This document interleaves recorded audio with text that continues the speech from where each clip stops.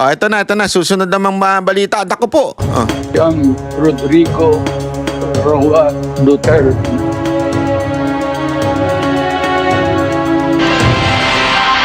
Naghain ng resolusyon ang isang senador para himukin ang gobyerno na hingin ang interim release ni dating Pangulong Rodrigo Duterte sa ICC.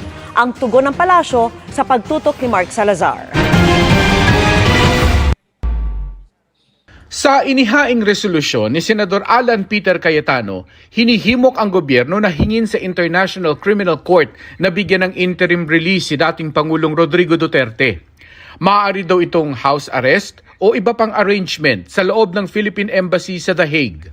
Ayon pa sa resolusyon, makagaganda sa kalusugan ng may edad na si Duterte kung may makakasalamuha siyang pamilya at kaibigan. Dagdag nito, dapat tratuhing inosente si Duterte hanggang hindi napapatunayang guilty. Reaksyon ng Malacanang dito? Kung may ganyan pong mga suggestion mula kay Senator Alan Cayetano, noted. Hindi na po makikialam ang Malacanang on this matter.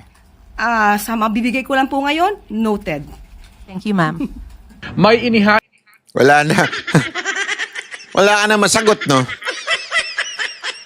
Hindi niya kasi sa totoo lang hindi niya kaya si Hindi niya kaya itong si Cayetano. Pagkadating yan, wala. Ang layo.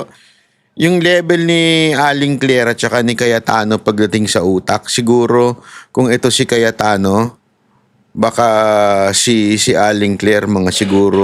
Sandali, bababala ako sa kondo kasi ako eh. Bababa lang ako. Pupunta lang ako sa basement 5. Nandun kasi yung utak niya eh. Nasa nasa penthouse ako eh. Nasa 54th floor ako eh. So malamang nasa basement 5 o basement 10. Nandun. Ganon yung difference nun. Kaya hindi niya na sinagot kasi sabi niya, hindi, wala, mahirap labanan yan si Cayetano. Yung talino niyang kakaiba eh. ng petisyon sa ICC ang mga abogado ng dating Pangulo para sa kanyang interim release. Hindi Senado ang magtatakda o magpropose ng ganitong conditions o kaya circumstances, kundi ang defense. Sa ngayon, walang personalidad ang... Ate, ang walang personalidad, ikaw. Huwag ka nga nakikigulo. Eto na naman kayo, GMA. Di ba sinabi na nga hindi taga-ICC yan? Bakit may ICC assistant to counsel pa kayo? Hindi nga eh. GMA, bakit hindi ninyo i-confirm sa ICC? Kasi sa tingin nyo, magsisinungaling si Attorney Kaufman at sasabihin niya, eto hindi naman parte doon sa ICC? Hindi naman to accredited ng ICC? Bakit nyo ginagamit yung pangalan ng ICC? Gamit kayo ng pangalan ng ICC Assistant to Counsel. Yan ang lagi niyong ginagamit sa tao na ito. Hindi nga ina-acknowledge ng ICC to. Si Kaufman na nagsabi niyan. Sa tingin niyo magsisinungaling si Kaufman? Di pwedeng ilaban ito sa ICC. Yung defense nagsisinungaling na hindi daw ako parte ng ICC Assistant to Counsel. Di ba? Pwede niya ireklamo yun. Hindi magsisinungaling si Kaufman, napaka-professional na tao nun. Yan na nga literal sinasabing hindi yan. Nagpapanggap lang daw yan si Attorney Cristina Conti. Ikaw, madam, ang walang personalidad. Hindi ang mga senador. Conditions o kaya circumstances, kundi ang defense. Sa ngayon, Hindi. walang personalidad. Ikaw ang walang personalidad, ma'am. Philippine government or even the Senate of the Philippines. Ikaw ang dun sa walang kaso ni personalidad. Duterte Sa ICC. Ikaw. Kaya ang tingin ko, maaring mabaliwala ito maliban kung lalapit siya sa defense para ipanukala itong ganitong mga kondisyones. May bigat man legal o wala ang resolusyon ni Cayetano, kabado raw ang pamilya ng EJK victims tuwing napapag-usapan ng interim release. Alam naman natin na maraming supporter pa rin ang dating Pangulong Duterte at ang resolusyon nito ay magbibigay ng senyales na para bang wala siyang pananagutan doon sa mga naganap na mga pagpaslang. Kung pinagmamalasakitan nila ni Cayetano si Duterte, sana ganun din sa mga mahihirap na pamilyang biktima ng extrajudicial killings. Marami pong mga Biktima ng EJK, wala nga kayo makuhang ebidensya. Ang bihira kayo. Gago! Wala nga kayo makuha ang ebidensya, di ba?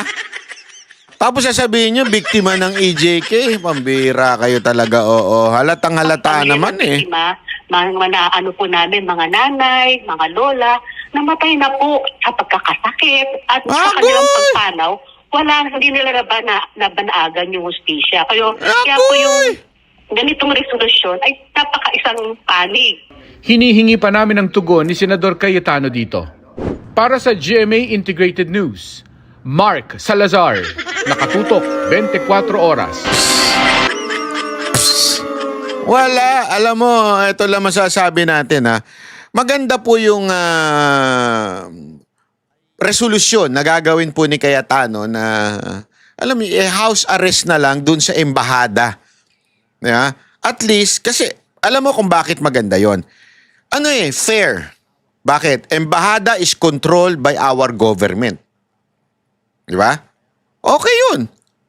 Hindi, kaya nga ang punto doon, hindi naman palayain si Duterte. Hawak pa rin ng gobyerno. Alam naman natin yung gobyerno against dito. Kaya nga dinala dyan sa dahig, di ba? So alam ng lahat na itong gobyerno ni Marcos against kay Duterte. So they will not treat it at pakakawalan. Di ba? Ibig sabihin fair lang. Ang punto lang naman ni Senator Cayetano, siguro nung napanood niya yung mga interview ni BP Sara Duterte na nangangayayat na kasi hindi makakain dahil syempre iba nga naman yung pagkain. Lalo na, ang mahirap pa naman totoo ito yung mga matatanda, mahirap nang baguhin ng eating habit niyan. Kung ano na nakasanayan yan, yun na. Totoo kasi di ba, hindi katulad na mga bata natin. Kapal na mukha mong animal ka.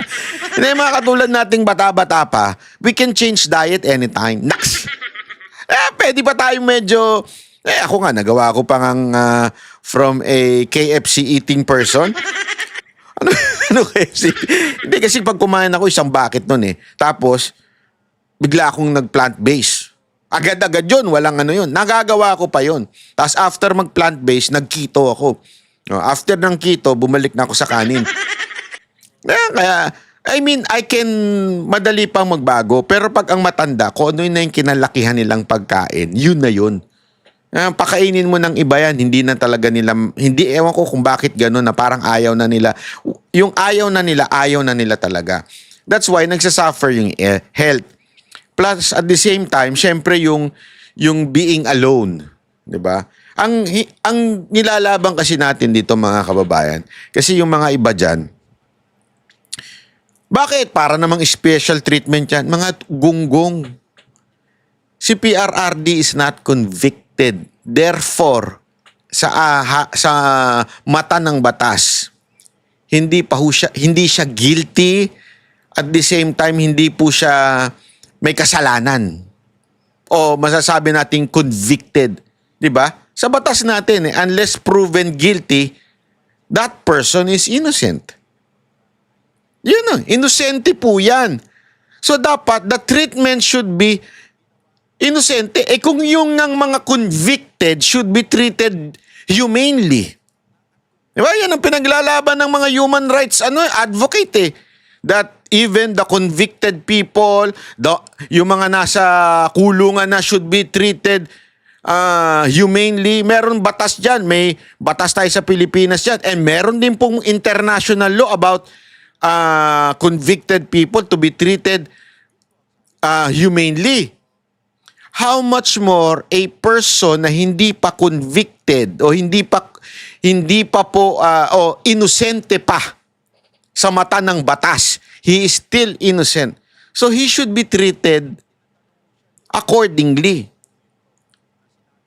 Ang importante lang dyan that there is jurisdiction of the law or the court. You understand what I mean? Halimbawa, sa Pilipinas, once ikaw ay dinimanda ka, tapos nagkaroon ng probable cause, ipapasa nung piskal na nagsabing, may probable cause yung demanda na to, yung reklamo. I-issuean ka ngayon ng warrant. That warrant, pwede ka mag-bail. Bakit ka pwede mag-bail? yung mga bailable cases. Kasi ibig lang sabihin ng warrant is you are now under the jurisdiction of this particular court. Kaya ka may warrant. Hindi ibig sabihin ikaw ay convicted na. Since this particular court has jurisdiction over you, pwede ka naman mag-bail. Kung bailable, like hindi matinding like yung kasal, anong tawag doon, yung mga murder, hindi ganyan. So pag once nag-bail ka, malaya ka pa rin. You can do anything you want. That's the purpose of the bail. Malaya ka pa rin. Pwede ka pa rin mag-travel. Di ba? Ganon. So ano lang ibig sabihin nito? Ang ibig lamang sabihin, you are under that jurisdiction, that court. Sasabihin nyo, sandali, yung kaso naman niya, it's not ordinary case. Di ba? Yung sinasabi, mabigat yung kaso niya. It's against humanity. Wala namang problema dun eh. Hindi naman pinaglalaban ni Cayetano na palayain si Duterte. Even questionable yung pagkakuha sa kanya. Hindi naman yun ang pinaglalaban ni Senator Cayetano. Ang sinasabi lang niya, sandali, hindi pa convicted yan. So dapat, at least mapangalagaan naman yung health niya. Yun lang naman ang sinasabi. So mabigyan siya ng tamang pagkain, magkaroon siya ng fellowship with parang freedom to be with his family. Kasi siyempre ngayon, kahit nakakapunta yung family, limited lang, 3 hours lang pwede o 4 hours lang I think. Di ba? Sa isang araw. Hindi, para dito, bibigyan siyang kalayaan na makasama ang pamilya niya 24 oras. Makasama yung mga mahal niya sa buhay, kaibigan niya. Pero, nakakulong pa rin siya. Kaya nga, embassy arrest, parang gano'n, nasa loob pa rin siya ng embassy. Pwede lang dalawin, pero nasa loob ng embassy. So I think it's fair, 'di ba? Sa tingin ko naman, hindi naman po 'yun masama. I mean, hindi naman po 'yun lugi. Kasi 'yun naman na importante. Ito lang kasing mga tarantadong anti-Duterte, gusto kagad nila parusahan. 'Yun ang punto diyan eh. Gusto kagad nila parusahan, gusto kagad nila kahit hindi pa convicted yung tao, hindi pa napapatunayan na totoo yung mga akusasyon sa kanya, gusto nila parusahan. Hindi, kailangan mamatay na yan dyan. Kaya mo na siyang mamatay dyan. Di ba ganyan ang maririnig mo sa mga troll? Yan ang gusto nilang mangyari, mamatay na si Duterte. Yan talaga ang plano nila. Mabulok na sa kulungan at doon na mamatay. Eto lang. Do not wish for something na ganyan. Pag yan ibinigay ng Diyos sa inyo, sabi ko sa inyo, nag-warning nga si si Bato eh. Magagalit talaga ang uniform personnel. Sabi ni Bato yan, hindi ako Nakita ko yung video niya sabi niya yun. Magagalit talaga ang uniform personnel dyan pag hinayaan yung mamatayan. Kaya nga do not wish for something na ikakadisgrasya nyo. Yan ang sinasabi ng iba hindi ako. Yung sinasabi ng mga, hindi, totoo yan. Nakikita ko yan sa mga post mga comment ng mga kababayan natin. Huwag ninyong antayin mamatay si PRRD. Nako, makikita nyo, hinahanap nyo. Yan, totoo. Kaya nga, alam nyo, ladies and gentlemen, sana lang, let's be humane. Di ba? I mean, 80 years old, maghahasik ng lagi.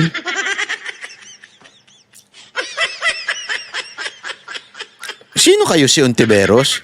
Uy, bakit naman banat ba si Ontiveros na pa? Hindi kasi si Ontiveros, ang siste niya, punta na tayo dito kay Ontiveros, ang siste niya, sinasabi niya, may kapangyarihan pa daw itong KOJC o sila Pastor Kibuloy to influence the witnesses kaya bumaligtad itong si Rene.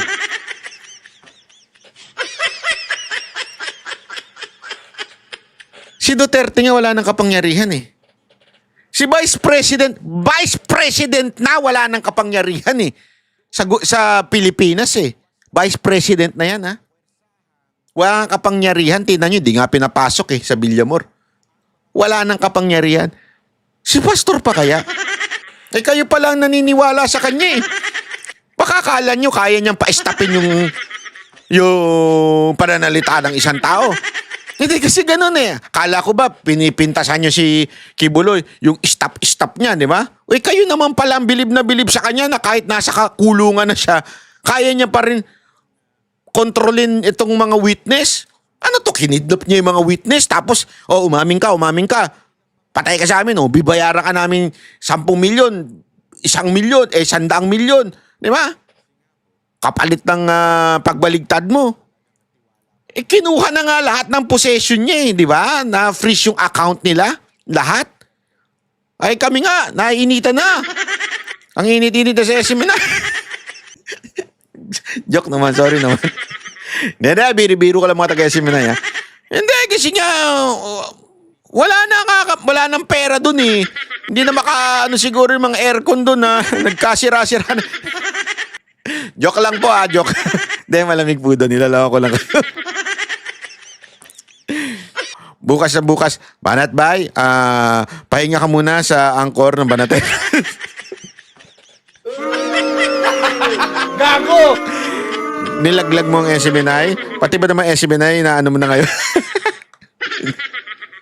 Hindi, alam mo, hindi, ako seryoso to ha.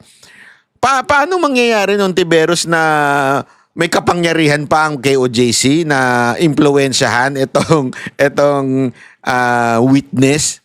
Ay, nak naman ng wedding. In the first place, ikaw nga ang nag-unang nag-interview sa hearing ng Senate. So, ikaw ang may alam ng galawan yan.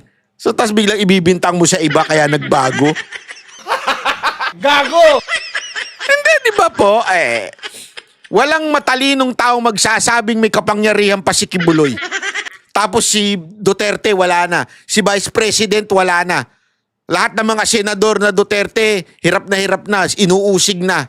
Tapos bigla may kapangyarihan pa si Kibuloy na nasa loob ng kulungan. Anak ng... Gago!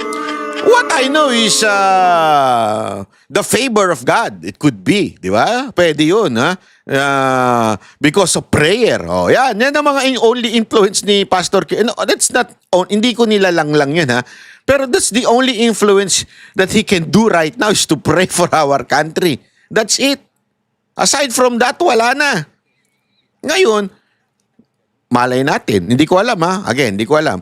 Malay natin, he is praying doon sa mga witness and suddenly, through prayer, nagbago yung mga witness na konsensya na sila. Don't ever forget, it happened to Paul. Di ba? Paul is the number 1 persecutor of the Christian church nung after Acts.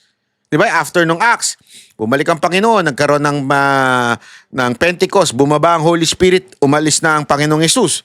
After nun, nagwatak-watak na lahat ng mga disipulo, nagkanya-kanya ng ministeryo, sabi nagkanya-kanya, nag-evangelize na sila sa iba't ibang lugar. Inuusig na sila at ang inatasan ng church noon, ng Jews church, etong si Paul. Para hanapin ang lahat ng Christian at usigin. Mantakin mo yun, ha? And he is part dun sa mga pumapatay ng mga Christian noon. But because yung mga disipulo yung nananalangin, kinatagpo si Paul ng ating Panginoong Hesus. At sinasabing, why are you persecuting me? Literal ba na pinipersecute ni Paul si Jesus? Hindi. Ang pinipersecute niya yung mga disipulo. Pero ang sagot ng Panginoon, why are you persecuting me? Di ba? Nabulag pa si si Paul dun na hindi niya makita nung una. Hanggang eventually nakita niya. And because of that, most of the New Testament, book of the New Testament, nanggaling kay Paul. That's the miracle of prayer. Yan ang masasabi natin. I mean, again I do not know if you believe in God or not, but iba ang Diyos pag gumalaw. God works in a mysterious ways. Whether you like it or not, di ba? Ganun talaga what if talagang nakonsensya yun si Rene? Di ba? Inusig siya ng konsensya niya, na-convict siya. May conviction kasi yan Iba pa yung conscience sa conviction. It's different. I-google nyo. Ang conviction, yung talagang matinding, hindi ka makatulog, talagang kinakausap ka ng banal na espiritu at sinasabi sa yung mali ang ginawa mo, it's a lie. Yung hindi ka makakahindi. Ang konsensya, pwede mo pang tapalan yan eh. Pwede mo pang anuhin yan. Pero ang conviction na nanggagaling sa Panginoon, hindi mo pwedeng iwasan yan. Kahit saan ka tumakas, susundan at susundan ka niyan. Maybe that's what happened to Rene. I do not know. That's why bumaligtad siya at sinabi niya na yung totoo. Tapos magagalit ka Ontivero sa amin? Kami pa sisisihin mo? Hindi, di ba?